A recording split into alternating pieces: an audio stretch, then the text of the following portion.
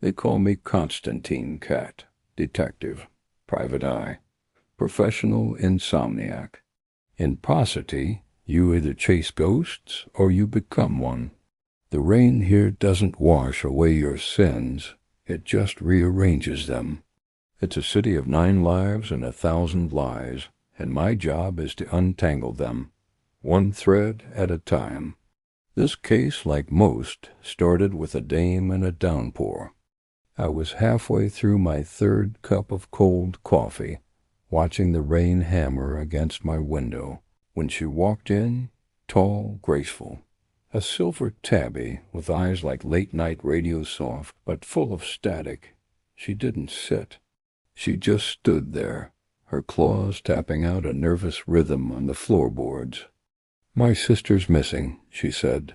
Her voice cracked on the word sister, like it was breaking apart right there in her throat. Missing persons cases are a bitter pill to swallow.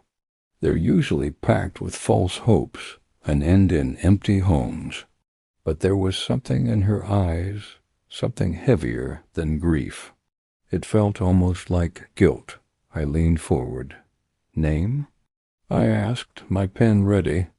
"Velora," she said, her voice barely a whisper. "Velora Finch." I jotted it down, even though I already knew that name. Everyone in Pawcity did. Velora Finch, the canary of the docks. She used to sing at the Velvet Whisker, a smoky jazz club that had more secrets than bar stools. Her voice was like honey, and heartbreak poured over ice. She'd gone missing 2 weeks ago, the very same night the Velvet Whisker burned to the ground. A tragic coincidence, or so the papers said. "Find her," the tabby pleaded, and before I could even ask another question, she was gone. Just like that, leaving behind nothing but the scent of lilac and a whole lot of lies. That night the city felt different, darker. Every alley seemed to be holding its breath, waiting. I started where the fire began the Velvet Whisker. It was a skeleton now, just charred wood and broken glass glittering under the moonlight. But in this town, even ruins can talk.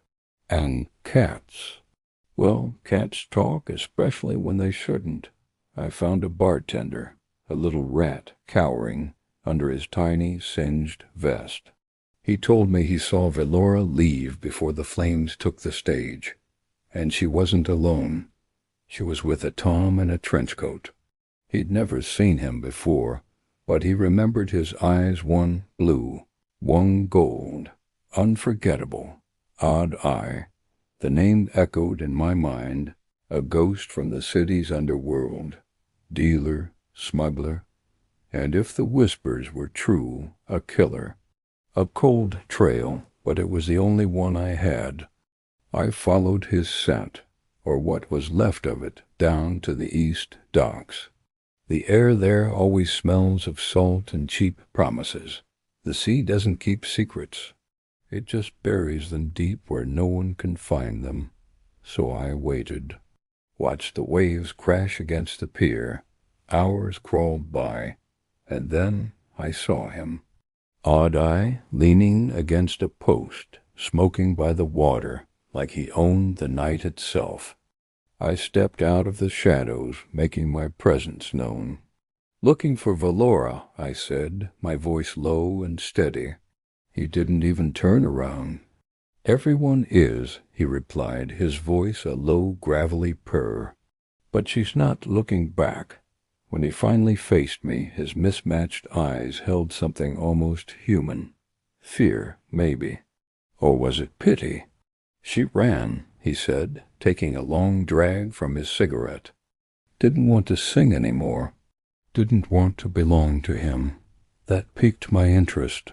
"Who's him?" I pressed. He just smiled, that kind of smile that tastes like the last thing you'll ever see. Before I could get another word out, sirens screamed in the distance. Flashing lights painted the docks in red and blue. The cops.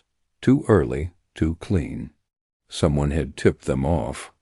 I turned back, but Odd-Eye had vanished into the night, like a phantom.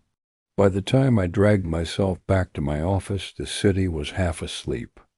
A letter sat on my desk. No stamp, no address, just my name scrawled in red ink. My paws felt heavy as I tore it open. Inside was a photograph. Velora, alive, but she wasn't alone. Standing right beside her was the silver tabby, the sister. And that's when the pieces clicked into place, sharp and painful like broken glass. They weren't sisters. They were the same cat, Velora. She faked her own disappearance. She hired me to chase a ghost, to create a smokescreen, to keep the real wolves off her trail. Maybe she owed Odd-Eye money. Maybe it was something much worse. I needed to see her one last time. I went back to the ruins of the Velvet Whisker. The moon was high, a perfect spotlight for the final act. And there she was, sitting on the same bar stool she used to sing from, smoking under the stars like she owned the silence. "Why?" I asked. The question hung in the air between us. She didn't flinch. She just looked at me with those same sad eyes. "You wouldn't understand," she said. "I needed the world to forget me before I could be free.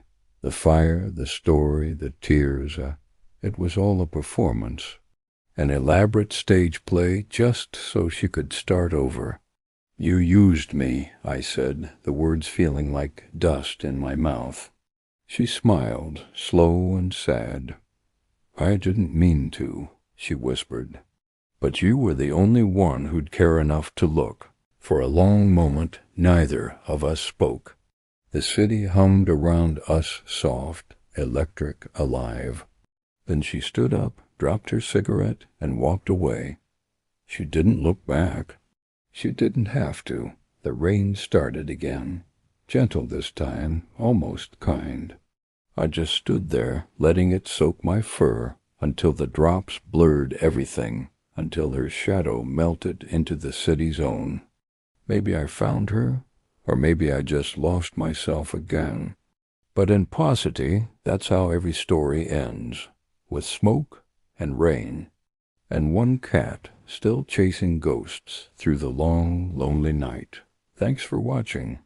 If you enjoyed this dive into the shadows of Pawcity, don't forget to hit that like button, subscribe, and ring the bell so you don't miss the next case.